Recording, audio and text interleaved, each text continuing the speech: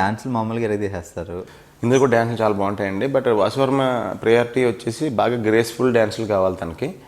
మోకాళ్ళు గేకాళ్ళు స్టెప్లు వద్దు, నాకు వద్దు. లిరిక్ ఏమో ఇక్కడ మనసు అని వస్తుంటుంది, నువ్వు మోకాళ్ళ మీద కొట్టేసుకుంటుంటావు. నాకు అలాగే ఏమంటారు, అర్థం లేకుండా నేను చేయలేను, అర్థం లేకుండా మూమెంట్లు.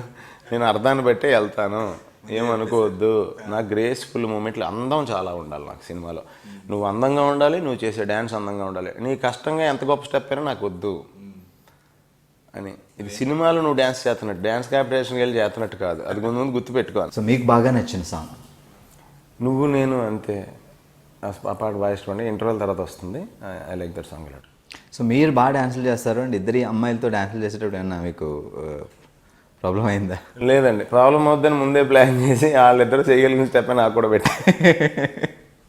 డైరెక్టర్ గారు చాలా తెలివిగా, బాగా తెలివైన వ్యక్తి వాసువర్మ. రియల్లీ చాలా ఇంటెలిజెంట్ మనిషి. ఎవరన్నా మారిషస్లో సీన్ ఉందంటే అది గోవాలో తీయండి సరిపోద్ది అంటారు. ఈ నెలకు అది గోవాలో సీన్ అంటే అది మారిషస్లో తీసుకెళ్ళన్నారు.